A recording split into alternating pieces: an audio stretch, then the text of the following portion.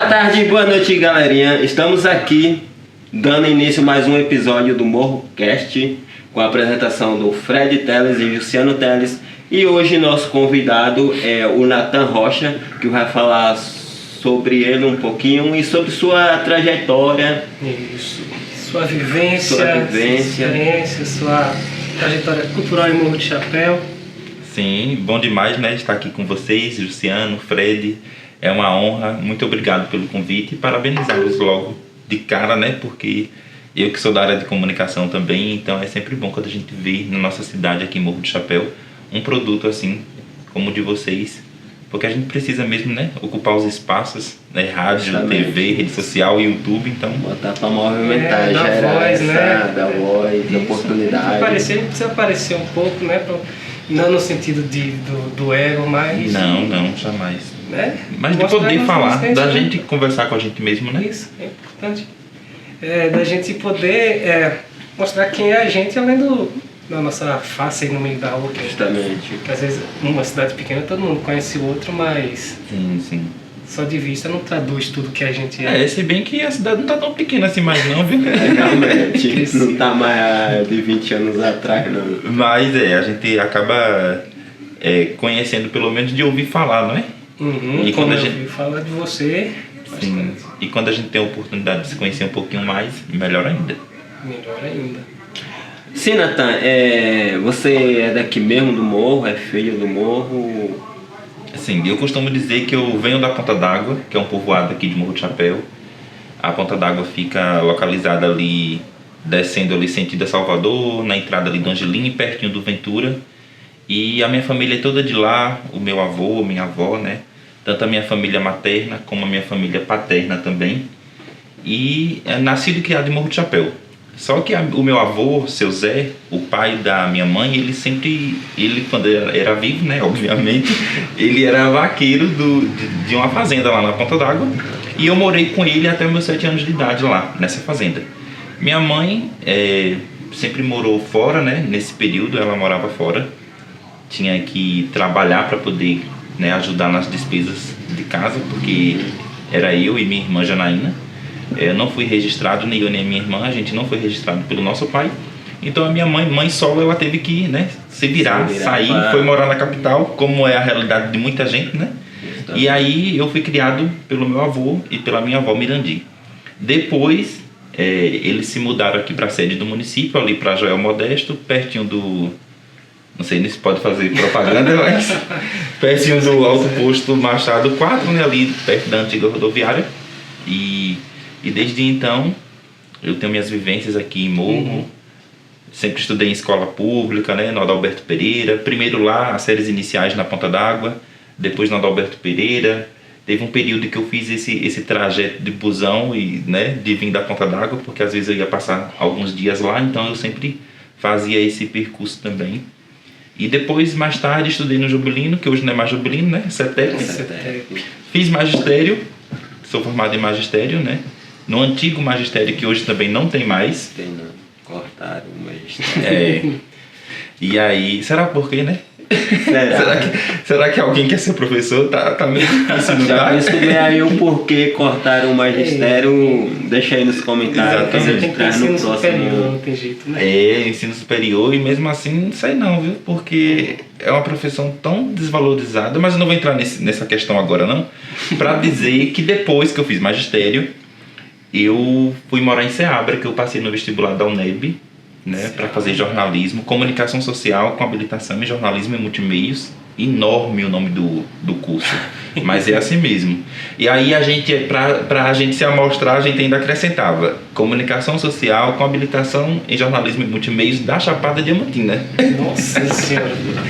Porque Ceabra, né, é considerada a capital da Chapada, e o curso de comunicação veio para a Chapada Diamantina lá em 2014, justamente para poder suprir essa necessidade de profissionais de comunicação na região. Veja só, né? Porque quando a gente pensa em comunicação de massa, veículo, né, de comunicação de massa, rádio, TV e a televisão principalmente, se a gente perceber, nós aqui da Chapada, nós estamos descobertos. Porque a gente tem TV em Salvador, Feira de Santana, Juazeiro, Tem Vitória da Conquista, pula e vai para a região oeste, em Barreira. E a gente aqui no meio, no centro geográfico da Bahia, a gente ainda carece muito de uma TV, né? Agora não, que está surgindo algumas TVs por aí, mas principalmente ali em 2014, quando o curso veio muito com essa pegada, né? Com essa proposta de formar jornalista para atuar aqui na região. E não conseguiu atuar dentro da área? Aí eis a questão, né? Porque se falta esses grandes veículos de comunicação aqui na região, a gente tem que aproveitar a oportunidade do que a Faculdade de Comunicação ensina pra gente e mostra que jornalismo não é só trabalhar com TV, né? Porque muita gente pensa que jornalista tem que trabalhar com televisão. Às vezes tem gente que acha que jornalista tem que trabalhar no Jornal Nacional. E não é só isso, né? Porque comunicação é uma área muito grande. Então tem várias oportunidades. Sim, senhor. Isso. Outras coisas, sem ser na televisão. Sem ser esse jornalismo tradicional, né? Sem ser o telejornalismo. E aí tem a questão da assessoria de comunicação. Agora com a questão das redes sociais, dá pra gente trabalhar muito com, né? Com rede social, produção de vídeo, produção de conteúdo independente, e eu gosto muito disso. E hoje eu tenho uma consultoria de comunicação, que é a Que Nem Comunicação Inteligente. Então eu presto serviços na área de assessoria de comunicação, principalmente para organizações do terceiro setor, algumas associações, câmaras também, né, de vereadores. Então pode fazer o marketing. Já estou fazendo aqui. Então é mais ou menos, né, dessa forma que eu tenho atuado aqui. Isso numa parte mais formal, digamos, né? Porque tem a questão dos projetos culturais também, que é uma outra questão que eu atuo, e aí é importante a gente falar sobre isso, para que a gente nos dê esse devido valor. Porque às vezes quando a gente trata de projeto cultural, de projeto social, é como se a gente não levasse tão a sério, né? E a gente precisa levar a sério. Porque é um projeto grandioso como qualquer outra coisa que a gente vai fazer, né? E às vezes as pessoas têm essa dificuldade de entender a importância de um projeto como esse de vocês, né? Eu tô aqui desde cedo, gente, viu? E eu vou falar. E aí eu tô aqui observando, né, a organização, a montagem do estúdio. Jussiana, acho que tá assumindo o papel de diretor de arte, colocando cada coisinha no canto aqui para arrumar, né, Fred? Isso. E isso é importante, isso é um trabalho também. Então a gente precisa fugir dessa coisa tão robotizada, tão hegemônica. Isso. Eu também me formei não sei exatamente se considera-se comunicação, mas eu me formei em cinema e audiovisual. Sim. Com ênfase em documentário. Para estender o nome. Perfeito. E as pessoas também esperam que, deve trabalhar na Globo, deve trabalhar numa novela, não que eu não queira, mas não era o meu farol, né, não que me guia. Eu, com o Shurek, a gente tá tentando fazer cinema aqui nos E tem feito, não é? Sim. E quando eu fui fazer o vestibular, tinha as opções lá. Comunicação social, aparecia lá na UNEB. Eu não sei se hoje tá assim, mas com certeza sim. Aí tinha a opção de jornalismo e multimeios em Juazeiro, rádio e TV em Conceição do Coité, e relações públicas em Salvador, e jornalismo e multimeios em Ceabra. Porque o curso de Ceabra ele veio de Juazeiro, é uma extensão. Eu sou da turma piloto lá de Ceabra. Você estreou o curso. Foi, a gente, tipo, na tora mesmo, porque não tinha, como é que fala, gente? Laboratório. Não tinha laboratório de comunicação. Sim. Nas nossas aulas de telejornalismo, imagina aí, a gente com celular ali para poder fazer as coisas. E foi bom. Aconteceu dessa forma também. Acredito que a turma de agora tem outra oportunidade, né? Mas acaba também que o fato de ter utilizado o celular naquela época também te preparou para hoje, que o celular também se tornou uma ferramenta muito potente, né? Com certeza. De comunicação. Mas eu tô falando tudo isso para dizer que eu tive tudo para fazer cinema e eu não sei por que eu não fiz. Eu acho que é porque na hora que eu fui escolher o vestibular eu preferi Ceabra, que era perto. Era mais perto, porque quem nasce em família pobre de zona rural, gente, é difícil estudar, mesmo em uma universidade pública. Então, eu coloquei na balança essa questão de distância, de pensar como é que eu iria... Uma logística em si, para poder... Isso. Poder ver a família de volta também, né? Mas eu sempre gostei de comunicação, né? E hoje, eu também faço documentário. Eu tive uma disciplina de documentário, então aprendi um pouquinho. Não sei que não chega nem perto de uma faculdade de cinema, né? Eu imagino, mas... Se for com ênfase no documentário. Não, mas isso... É porque assim, claro que você tem uma formação de cinema. Se você passou por uma faculdade, por exemplo, de jornalismo, você se formou jornalista. E hoje no Brasil, para ser jornalista e cineasta, não precisa de diploma. Para cineasta até é ok, mas jornalista eu acho meio duvidoso não precisar de um diploma. Ainda mais em tempos de fake news, né, gente? Mais Pelo amor de fake Deus. news, mas... Enfim, não precisa de a formação, você pode aprender não sei de que formas. Enfim, o conhecimento está por aí, o conhecimento às vezes é tirado de lugares aleatórios. Mas enfim. É isso. E a sua volta pro morro? Aí a minha volta para Morro de Chapéu foi em 2019. Eu já tinha concluído a faculdade. Deixa eu ver. Já. Na verdade, eu defendi o meu TCC, que é o trabalho de conclusão de curso, né, em dezembro de 2018. Mas eu fiquei devendo a disciplina. Gente, pelo amor de Deus, não é porque eu não estudei, não. É porque... é porque lá eu comecei a estudar em setembro de 2014. Quando foi em setembro, agosto de 2016, eu parei de estudar. Eu tranquei, né, a faculdade. E aí, porque eu me candidatei naquela época a vereador aqui em Morro de Chapéu, e aí eu abandonei lá a faculdade e vim pra cá no período da eleição para poder fazer a campanha. Aí eu fiquei devendo algumas disciplinas. Eu perdi a eleição e quase perdi o curso também. E aí, quando eu voltei em janeiro de 2017, até 2018 ali, eu corri contra o tempo para poder recuperar essas disciplinas que eu tinha perdido. E aí, eu fiquei faltando ainda uma ou duas, mas mesmo assim... a coordenação do curso aceitou que eu defendesse o TCC e depois eu faria ali a outra disciplina que ficou faltando. E foi isso que aconteceu. Aí eu fui colar grau em 2019. Mas aí eu retornei em 2019 para poder trabalhar aqui na assessoria de comunicação da prefeitura, e cidade pequena não tem jeito. Sempre que a gente vai e volta, a prefeitura é como se fosse a porta de entrada para o mercado de trabalho. Eu nunca vi negócio disso. Seja jornalista, seja médico. Eu acho que de qualquer área. Qualquer área, né? Acho que se não passar pela prefeitura... É como se fosse a primeira experiência, né? É a CLT mais garantida. Mas eu vou dizer uma coisa para vocês. Não é simples assim. Ou você tem alguém lá, ali, que faz parte da política para lhe indicar... Ou então também você não consegue. Pelo menos as experiências que eu tive foi dessa forma. Eu não sei as de vocês, né? Então assim, não é pra todo mundo, volta, não. Sempre tem alguém ali. Até porque eles não abrem um processo seletivo já assim, né, de cara. Não vai coincidir isso com o término da tua faculdade. Mas se não tiver alguém ali pra lhe indicar, e eu tive essa oportunidade, né, e aí me chamaram pra fazer parte, e eu fiz parte ali em 2019 da gestão daquele período. E eu fui para ser social media, né, responsável pelo Instagram da prefeitura. Sim. E eu lembro que tava tipo tão caidinho assim. E aí eu consegui... Eu saí, né, da faculdade com todo o gás, né, querendo trabalhar, sim. Aquela coisa toda. De uma faculdade tá tentando mudar mostrar serviço, né? Só um passo, dá um play ali, né, que foi interrompido. O outro tá gravando, né, foi interrompido. Aí perdeu nada. Fala sobre essa... Eu tô com medo de tá falando merda. Entendeu?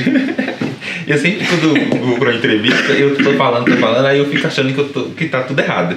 Aí depois, quando eu vou assistir, não, eu falei até que eu falei legal, tá de boa. Segurança sua. Posso continuar? Pode, sim. Aí eu voltei, né, com todo o gás, com aquela vontade de trabalhar, e eu lembro que eu consegui dar uma... Eu, juntamente com a equipe, né, que não foi eu só naquele momento, mas a gente conseguiu transformar a linguagem ali do Instagram da prefeitura, e todo mundo começou a falar, gente, o que aconteceu? Que a linguagem ali mudou, foi, e aí é isso, né, porque, e aí o boom das redes sociais, né, já também, e é isso, eu não posso não falar sobre essa minha experiência. Fiquei um ano E eu agradeço demais porque eu vi ali que trabalhar na comunicação pública não é fácil. São vários desafios, todo mundo quer mandar, tem isso. Até o cabo eleitoral se acha profissional de comunicação e ele quer dizer como é que tem que fazer ali para poder... Né? Porque tem aqueles puxa-saco que acha que o trabalho não está sendo bom, que tem que ser feito de outra forma para poder agradar ali o gestor, né? E aí, enfim, são vários desafios, mas foi bom por isso, porque eu encontrei vários perrengues ali que me fizeram entender que não é simplesmente assim como a gente sai da faculdade achando que vai causar, né?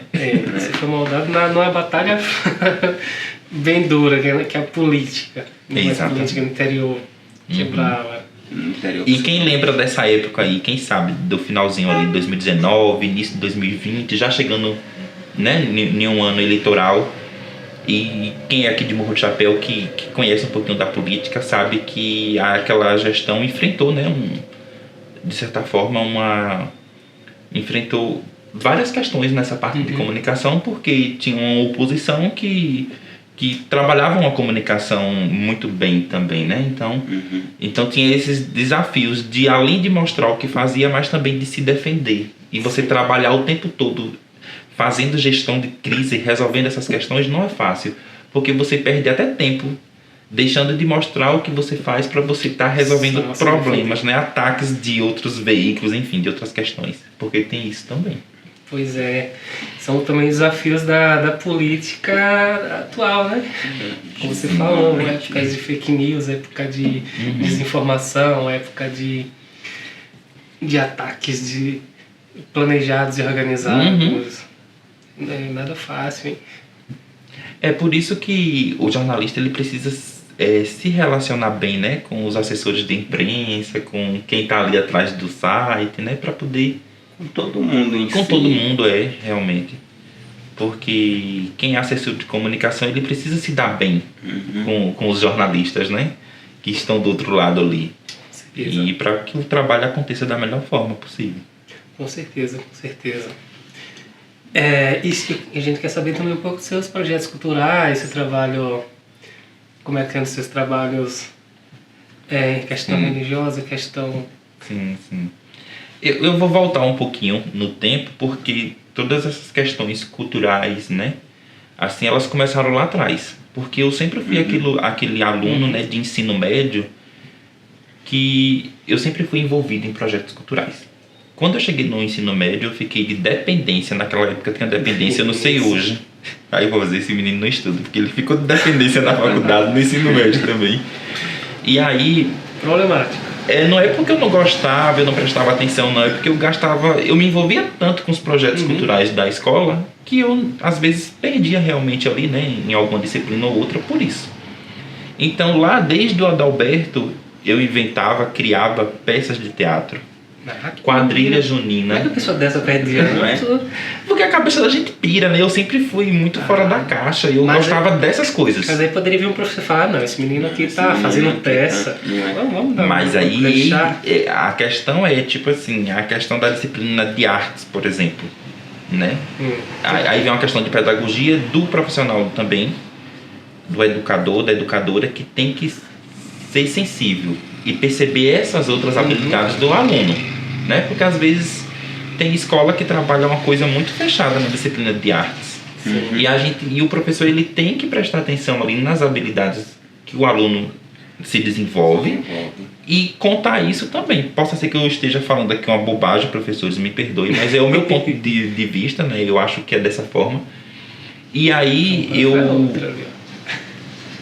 eu aproveitava ao máximo que o espaço físico da escola poderia me oferecer, para além daquele negócio tradicional de ensino-aprendizagem.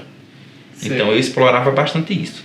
Inclusive ela pergunta mais profunda sobre as aulas de artes. Sim. Não sei como era na sua época, mas na minha era muito mais uma reprodução. Vou dar um exemplo. Aqui temos uma lata pintada com algumas flores enroladas. Faça uma igual ou parecida da sua forma. E aí, o que você acha sobre isso? Isso limita ou expande a criação? Eu acredito que limita. Porque por exemplo, eu vou um outro exemplo, né?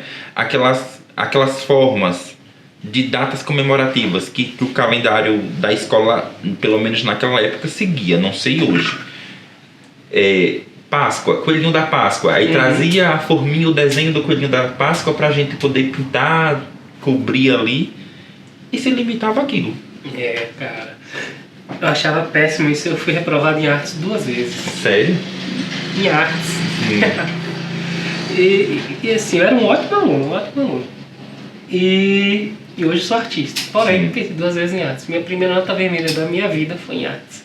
Exatamente por isso, porque eu não sentia motivado a fazer. A reproduzir um bonequinho de pano perfumado, por exemplo. Se você falasse, vai lá, inventa uma peça, inventa uma música, talvez fosse melhor. Um texto, né? Nessa época lá do Adalberto, eu lembro que na 8ª série, que hoje é 9º ano, eu, juntamente com Josinha ali do Pachola, Neidinha, Guilherme da BR, Guilherme tá morando fora, outras pessoas, né? A gente fazia essas peças de teatro e a gente tentou gravar um filme. A gente tentou vários filmes. Naquela época a gente filmava, ou pelo menos tentava filmar, naquela câmera digital. Eu vi que aqui tem uma, daquela dali, ó, aquela cor de prata, né, cinza. Essa aqui Era uma parecida com essa daqui, gente, ó. Que ela tira foto e faz vídeo. Eu só não sei quanto tempo a duração do vídeo, que eu acho que era até 1 minuto, mais ou menos. Acho que depende do cartão, não? Acho que também. Não assisti. E aí eu lembro que nesse período, eu tô falando aqui de 2009. 2009. Tempo que de Movie Maker, né? Você editou no Movie Movie Maker? Eu, nessa parte não, que eu não entendia nada de edição, não sabia. Quem ficava responsável por essa parte, que nunca chegou nessa parte, era Guilherme. E aí eu lembro que a gente foi pra Ventura. A gente foi passar um final de semana no Ventura para gravar um vídeo de terror, veja só. E aí, se eu não me engano, era Jorge, meu tio, que tava tomando conta do casarão lá, do Ventura. E a gente foi. O filme tinha 4 personagens, eram 5. Deixa eu ver. Eu, Josi, Nedinha, Júnior e Guilherme, 5. Porque era aquela coisa. Ao mesmo tempo que a pessoa estava ali atuando, ela também estava filmando, né?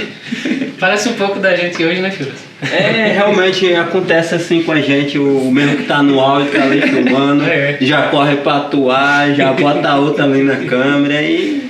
É por isso que tem essa faculdade de jornalismo e multimeios, pra gente aprender a fazer de tudo um pouco. Mas isso aí também não, né, gente? Cada um em sua área. Seria o ideal. O ideal. Mas aqui eu acho que como é interior, geralmente, principalmente no teatro. No teatro o diretor é o famoso C. Sim. Aí lá no Ventura a gente passou o final de semana todo gravando. Aí eu lembro que a última cena do filme era a Nedinha descendo as escadas do casarão correndo, porque ela foi a única personagem a sobreviver, porque era um filme de terror, né? Tinha uma maldição, alguma coisa assim do tipo. E aí ela terminava o filme, ela descendo as escadas toda suja de sangue, porque ela tinha pirado, né? Sim. Ela viu todos os seus amigos morrendo, e aí a última cena era essa, eu lembro bem. E aí quando a gente voltou na segunda-feira pra cá, pra Morro, que a gente foi olhar o que tinha filmado, eu não sei o que foi que aconteceu. Guilherme só tinha feito foto. Aí tava a gente. De todo jeito, sabe? Não tinha vídeo nenhum, só foto, gente. Todo um trabalho perdido. Apertou o botão errado. E essa máquina que a gente utilizava, essa câmera digital, era de uma secretária do Adalberto chamada Magna. Não sei se vocês conhecem. Não. Ela tinha... Se for quem eu tô pensando, sim. Ela mora até ali perto das Bromélias, naquela rua ali, descendo no Romilson. E aí eu também não sei pra onde é que Magna foi, sumiu, nunca mais eu a vi. E eu sei que ela emprestava pra gente, porque a gente ficava tanto infernizando ela lá na secretaria da escola. E vocês queriam fazer, E né? a gente queria fazer. E tem outra questão também, que daqui a pouco eu conto. Não, mas foi nesse período também, antes de ir pro Jubilino ainda. Outro dia estava eu e Guilherme em frente ao Banco do Nordeste, esperando o pessoal pra gente gravar. Era uma cena que envolvia ali uma arma, um revólver, né? E a gente tinha um de plástico, de brinquedo. De plástico. E eu sempre chegava cedo porque eu era chatinho, né? Eu era autor e diretor, né? Então eu era muito exigente. Faz tudo. E aí eu chegava cedo com o Guilherme e a gente tava lá esperando. E tava o roteiro dentro de um classificador transparente e esse revólver de brinquedo dentro dessa pasta. A gente, na inocência, sentado assim, e deixou o classificador do lado. E várias pessoas estavam passando, né? Toda hora alguém passava, olhava. De repente, gente, parou um carro de vez perto da gente. Abriu as 4 portas de vez. E os caras já desceram, ó, os policiais. O que é que vocês estão fazendo aí? Aí a gente, né, com medo. É porque a gente tá aqui, vai gravar um filme, vocês estão armados aí. Quer dizer, alguém passou, viu o revólver, pensou que era de verdade e chamou a polícia. E a gente de frente do banco. Meu Deus. Assalto, né? Alguém imaginou. Um ótimo lugar pra estar com a arma de mentira. E eu acho que vocês também que fazem cinema, vocês já... Eu acredito que já tenham passado por algumas situações bizarras, assim. Já passei. Já achou? Justamente Com arma também? Com arma também. Inclusive, né, no Moça do Bosque, que vai ser lançado agora, está em breve, tem algumas armas na cena que é saltinha simples. E justamente eu fiquei com medo de estar transportando, porque eu já passei por uma situação parecida e fiquei com aquele, tipo, que um trauma na mente, entendeu? Será se vão acreditar que é pra esses filmes mesmo, etc e tal. E aí a gente nunca mais quis saber de gravar de frente do banco, ainda mais envolvendo arma. Aí o policial falou, mas mesmo assim vocês têm que fazer um ofício pra gente comunicar a gente, pra que a gente fique ciente. Imagine vocês gravando, apontando a arma pra outra pessoa, o que é que o povo vai achar, né? Enfim, porque a gente também não tinha esse equipamento, a gente não tinha microfone, a gente não tinha nada pra poder o povo entender que era um cenário ali, né? Então era uma maquinazinha pequena. Mais tarde, já na época do Jubilino, foi quando eu conheci Marlon, não sei se vocês conhecem Marlon. Marlon, sei quem é. Lá do Alto da Chapada também. Um amor de pessoa, meu amigo. E aí a gente foi fazer um filme, e aí já foi com o Evandro filmando. Então ali ia dar certo. A gente tava bem empolgado. Israel estava. Eu também estava. Tu também, não foi? Que a gente tem umas aulas lá com Simário, lembra? Naldão, Isso. não sei se Naldão tava no espaço da biblioteca, que era aquelas aulas de preparação de elenco. Eu acho que o Simário eu lembro. O Agora Simário, né? Então o Naldão não estava. Aí a gente tava indo bem, gravando, tudo certinho. Raeli, a protagonista do filme, junto com Marlon. E de repente, no meio das gravações, Raeli pintou os cabelos de azul. E eu era... Alguém já me falou essa história. E eu era muito estressado na época. E eu fui no céu e voltei. Não quero saber de gravar merda nenhuma mais não, porque nunca dá certo. Aí vem Raeli e me apronta um negócio desse. Aí Raeli saiu do filme e a gente não pôde dar continuidade ali por conta disso, né? Aí depois, já no Jubilino, eu sempre fui envolvido ali na organização da quadrilha junina de lá. A Quebra-Chinelo. Inclusive vai voltar o ano que vem, porque o pessoal tá pedindo pra gente voltar. E eu fico até feliz por isso, porque esse retorno eu acredito que se deve ao fato da quadrilha agora, os Filhos da Minerva, né, que o pessoal tá vendo e tá lembrando da nossa, porque isso aconteceu com a gente lá atrás, em 2010. De 2010 a 2013 foi quando existiu a Quebra-Chinelo. Porque antes a quadrilha da BR tinha feito um sucesso danado aqui em Morro. Aí parou um pouquinho. Quando a gente veio com a Quebra-Chinelo e que a gente começou a fazer, né, as apresentações aqui, a gente foi para concurso em Jacobina, a gente lembra da época do meu sítio aqui, Bonito. A gente ganhou um concurso lá, era uma rivalidade com a quadrilha do Pachola, mas era uma coisa saudável, ninguém brigava com ninguém. Mas sempre existia aquelas... As pirraças. de Gonçalo também. Tinha de Gonçalo, que era sebo nas canelas. Sebo nas canelas. Eu lembro até do bordão, e passa nela, passa sebo nas canelas. Exatamente. Mas a nossa rivalidade maior era com a quadrilha do Pachola. Porque a gente ensaiava na quadra do Jubilino à noite. E tinha alguns participantes do Pachola que estudavam no Jubilino à noite. Então eles jogavam até pedra na quadra do colégio. Durante o ensaio. Quantas vezes a gente parou o ensaio ali, porque alguém de fora jogava pedra no ensaio da gente. Ih, tá parecendo Palmeiras e Corinthians. Era. Quem é dessa época aí vai lembrar bem do que eu tô falando. E aí, quando a gente surgiu ali, a quadrilha da BR que tinha parado, ela voltou. Ela voltou em 2013. Não sei se você lembra, Luciano, de um concurso que teve na feira. Acho que eu lembro. Foi na época ali de Clevar era prefeito. E aí Miltinho, o secretário de Cultura, ele organizou esse concurso. E a gente perdeu para a quadrilha da BR. A gente vinha já há 3, 4 anos ganhando e sendo, né, a melhor assim da cidade. E a gente foi e perdeu quando a BR voltou. E ela fez uma apresentação muito bonita, né, com aquela música de, não vou saber o nome, muito menos cantar, que eu sou péssimo para cantar. Que é aquela Maria tá peneirando, tapioca. Sim. Aí eles fizeram uma abertura com as peneiras, então... Os coletes, se eu não me engano. É, acho que sim. E aí, enfim. Aí quando eu saí do Jubilina, a quadrilha também acabou. Lamentavelmente. E agora, eu acredito, por conta desse boom da quadrilha dos Filhos da Minerva, né, que tá muito boa, eu ainda não tive a oportunidade de assistir presencialmente, mas já vi alguns trechos nas redes sociais, né, de vídeos. E é isso, eu fico muito feliz quando eu vejo, porque eu gosto muito do São João, é a nossa cultura. Sim. É o momento que a gente se sente mesmo pertencente ao Nordeste. Isso, pelo menos em mim, né? Acho que isso é... traz esse Inclusive, sentimento, a gente tá né? na época de São João, né? Sim.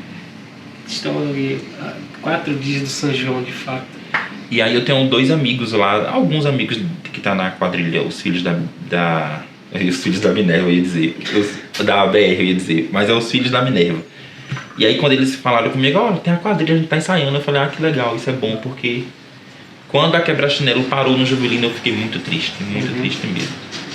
Então, assim, eu sempre fui envolvido nesses projetos, nessas atividades. Bem variado, né? Do cinema pra dança. Muito louco. Meu sonho era escrever novela na Globo. Eu tenho a penca, assim, ó, até hoje, os cadernos que eu escrevia roteiro de filme, de novela, de minissérie.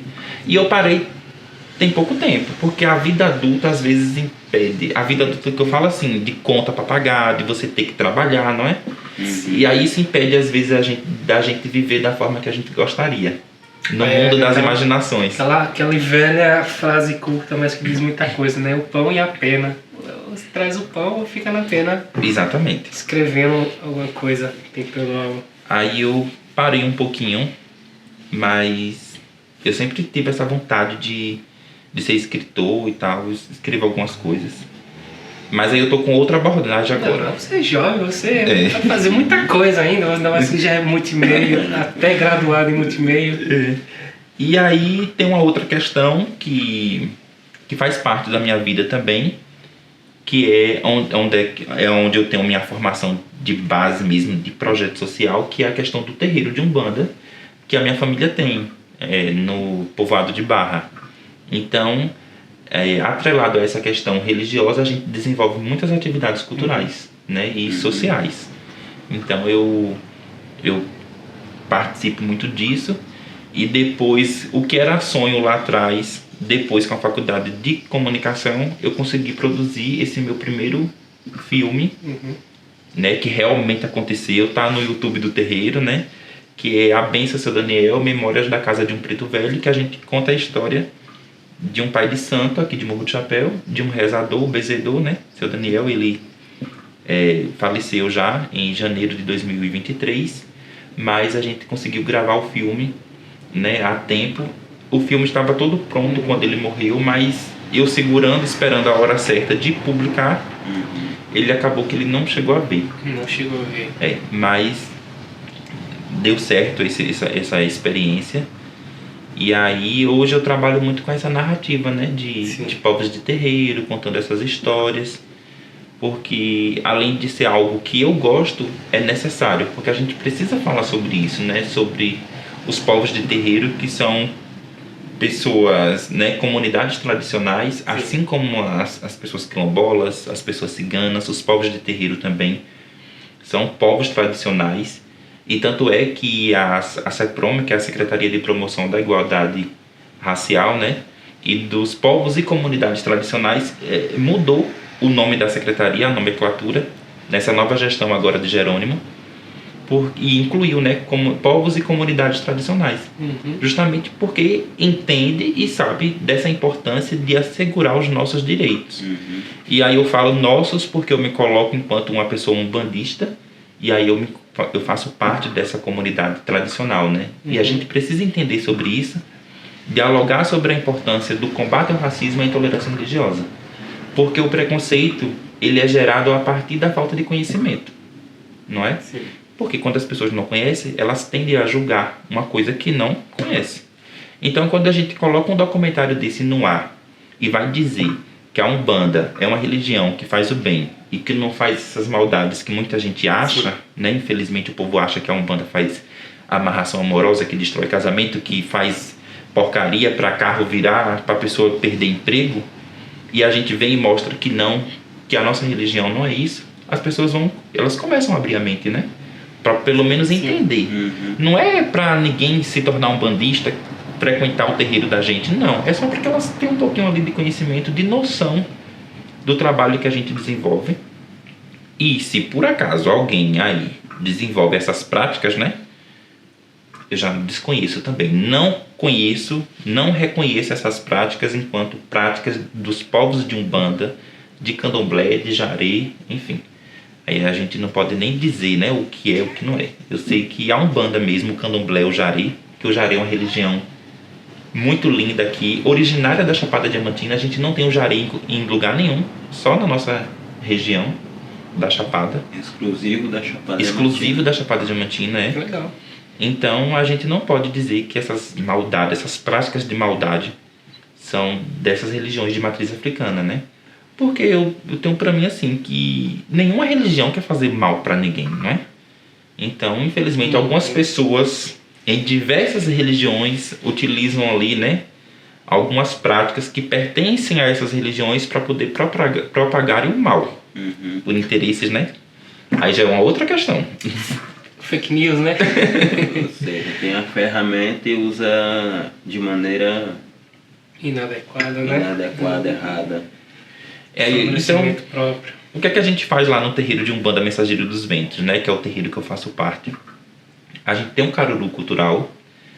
Primeiro tem o caruru, né, de Cosme e Damião, que a gente faz no mês de setembro, que é um ritual religioso, que é o caruru, né? Esse prato que é conhecido, a comida baiana, né? O caruru, ele é tão... É muito esperada. É tão Diga-se de grandioso passagem. que ele rompe as paredes do terreiro, da religião, e vai para as mesas dos restaurantes, né? Tem restaurante que toda sexta-feira serve caruru, né? A moqueca ali de peixe, o vatapá. Então o caruru é isso, é a quiabada com o vatapá, a galinha caipira. Esse é o prato de Cosme e Damião, que é servido, né, no caruru. E a gente conseguiu transformar esse ritual em algo maior. E aí foi quando a gente transformou em 2017, se eu não me engano você estava lá em casa, que funcionava na casa da minha mãe antes, no Alto da Chapada. E eu acho que foi em 2018. Que teve uma roda de capoeira, os meninos... Eu acho que você estava. Foi a primeira edição cultural, porque aí a gente fez, e desde então a gente desenvolve uma programação cultural com roda de capoeira, com oficinas diversas, né, de culinária, de fotografia, exposição fotográfica. Agora com documentário a gente faz exposição do filme. Então a gente... Então, se torna um efeito bem amplo, né? Porque, pensa, a gente precisa entender a cabeça da pessoa intolerante. Então, se de repente, se você convida uma pessoa que tem um preconceito, bora no caruru hoje, eu vou nada, essa coisa de macumba, eu vou fazer o Deus me livre, sangue de Jesus tem poder. E olha que só pelo caruru muita gente já vai, só pela barriga já... Né? Mas também tem essas pessoas, ainda bem, mas tem as outras que não vão querer. Nem assim. Aí quando você fala, por exemplo, com um amigo seu, que ele é da cultura, mas que ele não tem esse conhecimento, às vezes tem um pouquinho de preconceito, e aí é difícil, né, ter alguém da cultura com preconceito, mas vai que tenha. Aí você fala, olha, não, mas não é o caruru não, vai ter lá hoje uma oficina de fotografia. Aí a pessoa que gosta da fotografia se interessa. Então ela não vai pelo caruru, ela vai pela atividade cultural. E de repente ela vai entender ali naquele processo da oficina de fotografia que aquele espaço que ela está não é esse espaço de maldade que está no imaginário dela. Então uma coisa desperta a outra. Então é por isso que a gente faz essas atividades, que é para a comunidade do entorno participar e entender que a Umbanda não faz maldade. Ótimo. Um ótimo chamatriz, né? E esse ano? Esse ano, e aí, a cada ano a gente tem um tema. Sim. Né? Eu lembro que nesse que eu falei que Jussiano participou, o tema foi comida... esqueci. Que falava... Você lembra, Chico? Também não lembro não. Mas era comida é comunhão, Caruru é cultura. Lembrei. Sim. Comida é comunhão, Caruru é cultura. Porque no momento que a gente coloca a comida na mesa que a gente reúne a família, não é? Sim. Pra sentar ali e comer. Então é por isso que... é o espaço mais democrático, né? Uhum. No caso. E une. A gente se une pela Sim. comida, não é? Então isso é importante. E aí todo ano tem um tema. A gente ainda não definiu o tema desse ano. O tema do ano passado, ou melhor, de 2022 foi 22 estão com fome, economia política e ancestralidade. E aí a gente trouxe esse tema bem chamativo porque foi um ano de eleição. Uhum. E a gente quis problematizar, falar sobre a falta de alimentação, de comida que muitas crianças têm, né, no Brasil, afora. Quantas pessoas não têm um prato de comida, né, para comer? Uhum. Então a gente quis falar sobre isso. E aí a gente fez até um vídeo com algumas informações, uns dados mesmo sobre a fome no país. E é sempre dessa forma. Sim. A gente não definiu o nosso tema ainda agora, de 2024, porque nós estamos de recesso, mas assim que a gente voltar agora no início de julho, a gente já define para a gente poder trabalhar todo esse evento para setembro. Ótimo. E a gente vai estar lá esse ano, né, Churas? Certeza. Estão convidados desde já. Vamos lá. É isso. E aí a gente tem outras atividades também. É porque eu tô lembrando do Caruru porque é o que a gente consegue agregar mais, assim. E é legal você falar do Caruru, que eu acho que talvez seja a atividade mais conhecida, né? Mais popular Todos conhecem. sim, que todos conhecem. E você fala da especificidade de como vocês fazem aqui no Morro. Já deixa aberto um convite ainda mais amplo, não ir só pela comida, mas ir também pelas Pelas atividades, que vocês oferecem. E aí eu lembrei agora de um outro projeto lá do terreiro que eu não posso deixar de falar, que é o projeto da Feira da Agricultura Familiar e Economia Solidária do Quilombo de Barra 2 e região. Veja só, esse projeto ele começou no terreiro, porque era o Empreende Terreiro. Quando a gente pensou em criar esse projeto, a gente queria gerar renda e valor compartilhado com essas pessoas da nossa comunidade de Axé. E aí a gente ficou, gente, o que é que nós vamos fazer? Exemplo, né? Jussiano sabe fazer... O que é que tu sabe fazer, Jussiano? Aí sabe fazer muita coisa. Sabe fazer muita coisa, né? Você também. Perna de pau, Perna de cospe pau. fogo, palhaço, fotógrafo, você vai. não sei. E você? Só no cuspe fogo, não perna de pau. Mas enfim, você tira foto, sei. O que é que você mais fazer? Não sei. Editar vídeo. Editar vídeo, Né? tocar violão. Tocar violão. Pronto. E então lá também, cada pessoa também tem uma habilidade, né? E aí a gente queria comercializar essa nossa arte, né? De alguma forma. Atrelado à questão da agricultura familiar. Sim. Aí a gente decidiu fazer essa feira. A princípio a gente não tinha barraca. E aí a ideia era que a gente colocasse uma mesa na rua lá, né?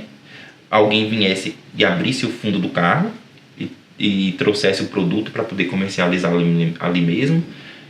Estirar uma esteira no chão, colocar algumas coisas. Era isso que a gente estava pensando. Só que como nós temos uma irmã, né, de santo, uma filha de santo lá da casa, que é assessora parlamentar, e aí ela conseguiu, né, junto com o vereador Lula, aqui de Morro do Chapéu, as barracas padronizadas da cá do governo do estado, né? E aí ele tinha essas barracas que estava entregando aí para os agricultores em alguns povoados e perguntou se a gente queria. Aí eu aceitei. pelo propósito da nossa ação. Sim. Porque o terreiro da gente, ele não costuma vincular essas questões políticas partidárias, sabe? O que eu quero dizer é, a gente nunca tinha aceitado nada de nenhum político aqui do morro, nem para a construção da sede própria do terreiro. E olha que quando a gente começou a construir a sede própria, eu fazia parte da gestão, que foi lá em 2019. Sim. E eu tinha acesso ao secretário de obras, de infraestrutura do município, era meu amigo na época, e eu nunca pedi para ele uma caçamba de areia. Porque eu não queria e não quero misturar as coisas. Então, em relação a isso, a gente nunca aceitou. Então, foi a primeira vez que a gente aceitou. Por que a gente aceitou? Pelo propósito do nosso projeto, que era maior, e também por entender que as barracas, elas não são apenas ferro, elas fazem parte de uma política pública. Sim. Que é nossa por direito. Por direito. Né? Então, seja para a agricultura, seja para os povos de terreiro. Então, a gente entendeu que ali dava certo. Aí, a gente começou a fazer. Só que esse projeto ele ganhou uma proporção muito grande, né? E aí o pessoal da comunidade começou a participar, pediu para a gente mudar de espaço, porque esse espaço que a gente estava era um espaço bom, mas o outro local onde acontece a feira hoje é melhor, porque ele é um ponto estratégico. Ele dá acesso a outros povoados, né? Ao Barracão, a Palmeira, na entrada do quilômetro da Barra 2. Então a gente decidiu mudar para onde é hoje por isso. Só que de certa forma, com essa mudança, a gente acabou que desapegou não, separou. A palavra fugiu, mas ele separou do terreiro. Hoje a feira é a feira como ela é. Ela já não tem mais o nome Empreende Terreiro. Ela se tornou algo maior e virou essa feira, né? Virou essa feira da agricultura familiar. E é um projeto que nasceu com a gente hoje da comunidade. Eu falo que é de todo mundo. Quem quiser participar. E acontece a cada 15 dias no domingo na entrada do povoado de Barra 2. Então tem uma regularidade bem grande. Eu pensei que fosse uma coisa mais esporádica, mas não, a cada 15 dias. A cada 15 dias. Cada 15 dias, bem legal. Então é isso, porque é uma preocupação minha, né? Essa questão da geração de renda. Sim. Hoje mesmo saiu uma matéria aqui, e depois o pessoal pode ter acesso nas minhas redes sociais, se alguém quiser ver, né? Que eu falo justamente sobre isso, sobre essa questão do desemprego em Morro do Chapéu. É muita gente que me manda mensagem me perguntando se eu não sei de alguém que esteja precisando de uma outra pessoa para trabalhar. Muita gente falando que cansa de entregar currículo e não tem resposta nenhuma. E aí, seja o jovem urbano ou o jovem da zona rural, tá todo mundo na mesma barca. O desemprego lá em cima. Então a gente precisa pensar, como é que a gente vai se movimentar aqui? Empregos mal remunerados também, não é? Exatamente. Quando tem. Né? Divide ali meio salário para poder ficar ali de 6 horas da manhã a 6 horas da tarde, trabalhando no sábado, enfim, outras questões. Mas eu entendo que a geração de emprego e renda é uma responsabilidade pública, né, do poder público, independentemente de gestão A ou gestão B.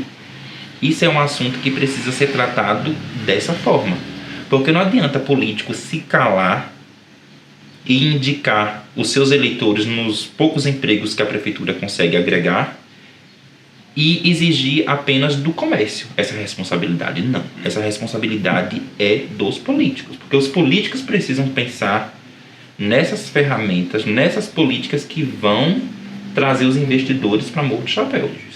Porque eu tenho 30 anos de idade e desde que eu me entendo por gente, desde a minha primeira campanha que eu participei ativamente lá em 2012, eu lembro que se falavam que iam trazer fábrica para Morro do Chapéu. Essa conversa Até é toda hoje eu antiga. Então ninguém aguenta mais isso, gente. Aí quer dizer que a gente vai ficar só nas tetas da prefeitura? Às vezes A prefeitura nem aguenta mais, o comércio também já está sufocado. Já tá saturado. Então, veja só, Morro do Chapéu está num entroncamento tão bom, geograficamente, Ótimo, não é? cara, ótimo. Com acesso a tantos outros municípios. um local estratégico para estratégico. uma Se eu não me fábrica. engano, Morro de Chapéu é a única cidade que tem acesso para os 4 cantos. Norte, sul, leste, Norte, oeste. sul e oeste. Aqui, né? E então é isso. E aí a gente fica assim. Mas eu entendo que isso também é uma política estratégica contrária para que as pessoas fiquem dependendo de favores políticos. Olha só o que eu estou dizendo, e eu assumo isso aqui. É algo sério, Nathan? É sério, mas é a realidade. Quantos empregos são oferecidos agora em período eleitoral? É a máquina pública, a administração pública funcionando como cabide de emprego com objetivos políticos eleitorais, né? Sim. Ou eleitoreiros, melhor dizendo. E até quando a gente vai viver dessa forma? Complicado. Você falou até no começo, né, sobre a indicação de alguém, às vezes um vereador, às vezes... Exatamente. Fulano que trabalha com ciclano ali, indica fulano que... É da família de ciclano. É da família ciclana, é da família grande de um povoado que vai trazer votos pra Meu gente. amigo ali na adolescência, pode botar. E enquanto isso, os concursos públicos defasados, ninguém quer fazer concurso público, abrir vagas realmente, porque prefere deixar o povo contratado ali, dependendo. Eu não julgo quem está nessa situação, longe de mim, porque eu já passei por essa situação também, já fui contratado, sei que não é fácil, às vezes nem todo mundo quer ir embora de Morro de Chapéu, tem outras questões aqui, não querem morar fora para trabalhar, e se veem, né, nessa situação. Nós não estamos falando aqui do ponto de vista de julgamento, é só contextualizando mesmo como funcionam as coisas e que a gente precisa se libertar disso. A gente vai viver assim para sempre? Olha Irecê, olha como o comércio de Irecê cresce, não é? E as oportunidades aparecem, Jacobina também. Então a gente precisa... De pensar que Jacobina e Irecê já foram distritos do Morro, né? Chapéu. Ficou E hoje está um ano à luz da mãe. E você vê outros municípios desenvolverem também, por exemplo, João Dourado tem se desenvolvido bastante. Justamente. E aí a gente vai ver subempregos, porque para mim é um subemprego na administração pública. Um rodador de bomba ganhar R$400 por mês, R$600 por mês. E depois sair sem direito a nada. Nós estamos falando de uma coisa que é um direito de todo mundo. Né? As condições básicas, as garantias de direitos, né? Direitos trabalhistas, isso está na nossa Constituição Federal. E até mesmo em uma administração pública municipal, a gente se depara com esses cargos. E a pessoa tem que, além de lá rodar a bomba, tudo que a gestão posta tem que postar aqui, né? Postar. Quer dizer, ela fica sendo monitorada, porque quem não divulga vai pro olho da rua.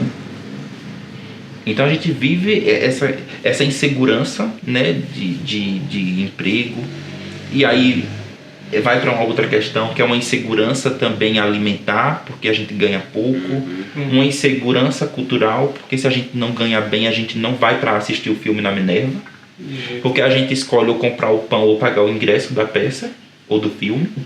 Então veja só, são várias coisas envolvidas. E os jovens da zona rural? Né? Eu sou jovem de zona rural, moro na zona rural hoje. Será que tem alguém pensando no lazer, na cultura, né, no esporte ali da zona rural? Será que esporte é só campeonato rural? Só futebol. Né? Só futebol. Será que todo mundo gosta de Parece futebol? Que é o único esporte que tem é futebol. Não é? Então assim, eu não estou nem criticando nem A nem B não, eu só estou contextualizando mesmo, porque é isso que a gente vive. E eu acredito que a gente pode ir além. É igual também a cultura. E só ver a cultura é música. Música. Aí para pra ver o futebol. Aí para ver o futebol. Só que você, Jussiano, que é do Alto da Chapada, e eu também me considero do Alto da Chapada, porque eu morei muitos anos lá com minha avó, que é na entrada do bairro. Você sabe muito bem que a cultura do morro, além dela ser elitista, ela é centralizada. Você tem que descer ali todo santo dia, né não? Justamente. Para fazer cultura. Porque lá em cima, hoje em dia, está começando a chegar. Mas há 10 anos, que é dessa nossa época que a gente começou a nossa conversa, não se tinha, né, ali nada de cultura, nada cultural, nesse ponto de vista do fazer mesmo, né? De um ponto de apoio, de uma peça de teatro, Jussiano tinha que descer todo dia para vir para cá. Para Minerva. E não estou criticando a Minerva, pelo contrário, a Minerva, né, é o nosso orgulho, mas eu penso que a cultura ela precisa ir além. Ela precisa ser mais democrática. Os jovens da Caixa d'Água, os jovens do Alto da Chapada, da Pedra Grande, da zona rural, precisam ter esses espaços culturais em seus bairros. Precisa sair do centro e expandir. É igual o posto de saúde. Cada povoado e bairro não tem o seu posto de saúde? Tem. Não tem a sua escola? Ou deveria ter, né? Porque tem bairro que não tem. Mas o posto de saúde, geralmente, cada bairro tem o seu. No dia que a gente começar a entender a cultura com essa importância e entender que a gente precisa ter um ponto de apoio cultural em cada bairro, a gente vai conseguir transformar muita coisa ao nosso redor. E aí todos esses fazedores e fazedoras de cultura de morro, e agora a gente consegue perceber mais essas nossas produções por causa da Lei Aldir Blanc e por causa da Lei Paulo Gustavo. Quer dizer, são questões que surgiram a partir de uma pandemia. Se não tivesse acontecido aquela pandemia, vocês já pensaram que se não tivesse acontecido a pandemia, de repente a gente não teria acesso a esses recursos? Porque eles só existem por conta da pandemia. Então agora é que a gente consegue ver, agora você sai pra rua com sua máquina fotográfica, né? Com a sua filmadora, com o seu roteiro, com os atores, e vocês voltam com um filme pronto. Ou pelo menos quase pronto, né? Que vai a parte de Fred para editar, finalizar. Mas quantos perrengues a gente passava antigamente para poder fazer, porque a gente não tinha condições nenhuma, era só na cara e na coragem. Na cara e na coragem. E aí a gente vê isso hoje e ainda é pouco. E é recurso federal. Dificilmente a gente vai ver essa política de baixo para cima. Ela vem do governo federal. A gente não vai ver nunca, quase difícil. A gente não enxerga o município oportunizando. O município é muito bom para mediar, organizar o que vem do governo federal. Mas para poder criar uma lei de incentivo à cultura mesmo municipal, né? Eu não vejo. Vocês conseguem visualizar? Vocês têm noção? Nos moldes Aldir Blanc e Paulo Gustavo. Que é uma mediação, né, do recurso que vem.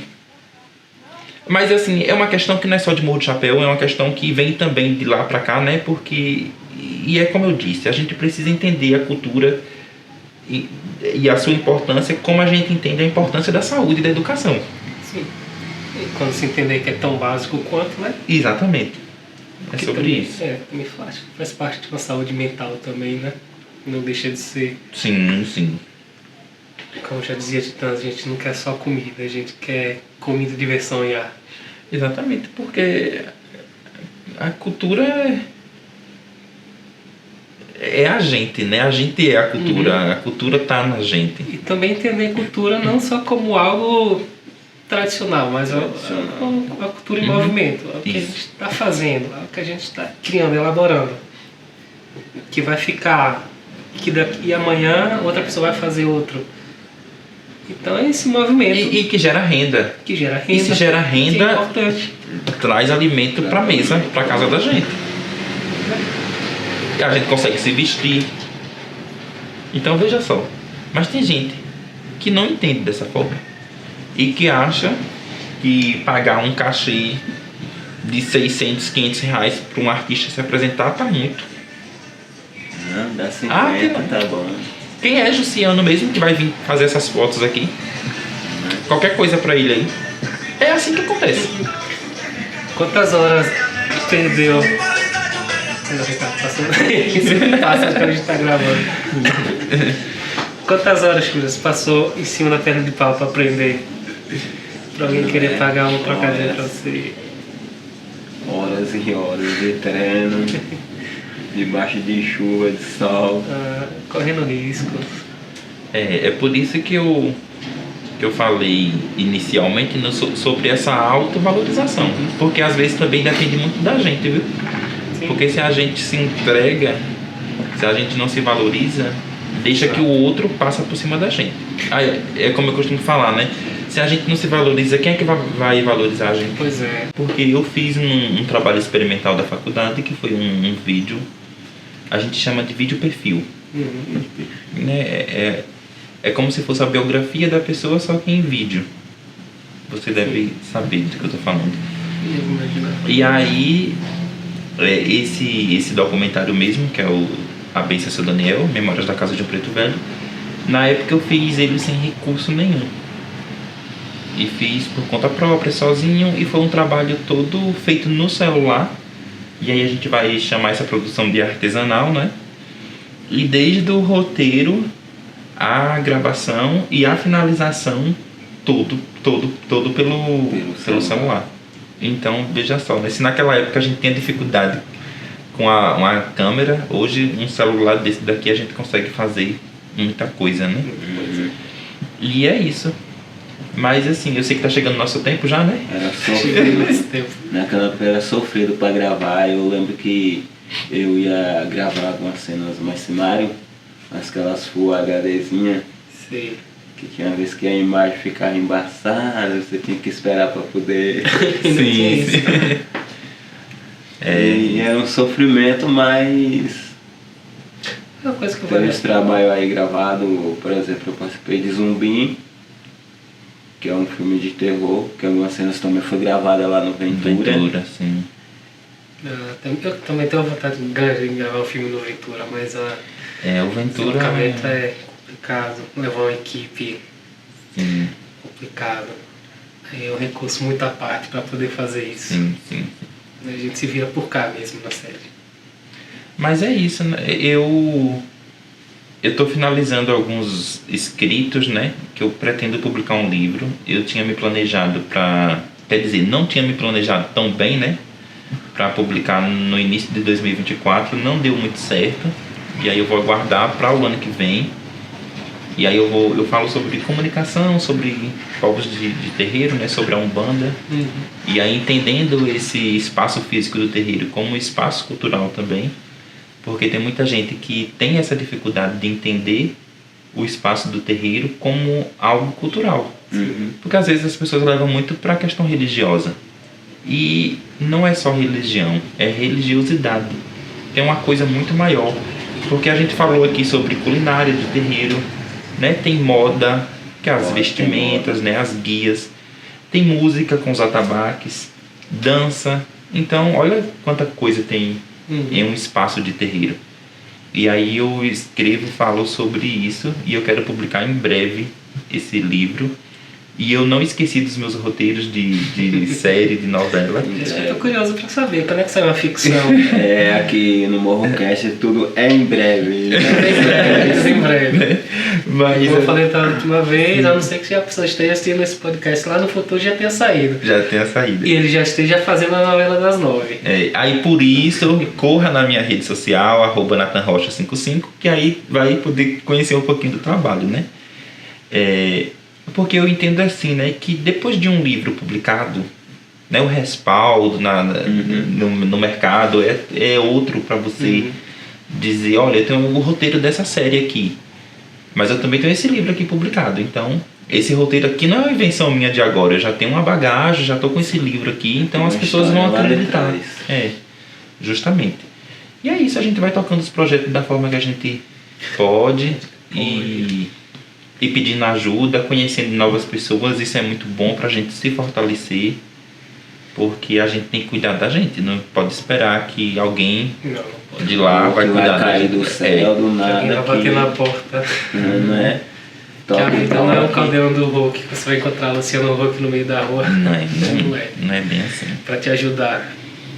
Mas enfim, conversamos aqui com o Nathan Rocha, esse querida pessoa aqui, o jornalista, agitador cultural, produtor cultural de Morro de Chapéu. Fazer suas ressalvas, Churas, suas considerações finais. Isso, né? Não, acho que eu não tenho mais nada pra falar, não. Pois mas, Nathan, se quiser deixar um oi aí, um abraço pra alguém, pode ficar à vontade. Pronto, eu só quero agradecer a vocês mais uma vez, né, por essa oportunidade. Agradecer também a todo mundo que tá aí do outro lado assistindo a gente, dizer que eu tô à disposição, né, para participar de alguma atividade, alguma coisa assim. Eu sou um pouco tímido, quem não me conhece às vezes pensa, Renato é metido, não sei o que, não, mas é timidez mesmo. Mas quando eu passo a conhecer a pessoa, eu consigo falar, consigo mostrar o meu trabalho e expor as minhas ideias também, e isso se deve muito a quem escuta, né? Porque se a gente se sente bem, se sente confortável para falar, é porque tem alguém que está afim ali de te escutar. Então isso, comunicação é sobre isso, né? Sim. Não é nem sobre fala, é sobre escuta. Eu também sou bem assim, meio tímido, inclusive em alguns cursos que eu fiz recente, algumas pessoas, aquele menino é quieto, não sei o que, todo mundo naquela energia, eu ali no meu cantinho só observando, escutando. E eu disse, não deixa, mas na hora que também o doutor falava assim, não, vai esse menino manda embora, porque... E as pessoas costumam achar que ator é sempre desinibido, né? Não é? Eu acho que... Ou como artistas em geral, né? É isso. E sucesso pra vocês, bem, né? sucesso Ou pra melhor, vocês. merda, né? Como se diz no Arte lugar. teatro, uma sim. merda, Quebra um braço. quebra a perna. Então é isso, né? Até a próxima. Tchau, tchau. É isso, galera. E se você quiser participar também do MorroCast, o convite tá feito. Nós estamos aqui de braços abertos para receber vocês. E a galera que está assistindo aí, deixa comentário aí embaixo, algumas perguntas para a gente estar trazendo para os próximos que vier, né, Fred? Isso. Deixe seu feedback. Seu feedback. Daquele joinha. Se inscrevam. E até a próxima. Tchau e obrigado!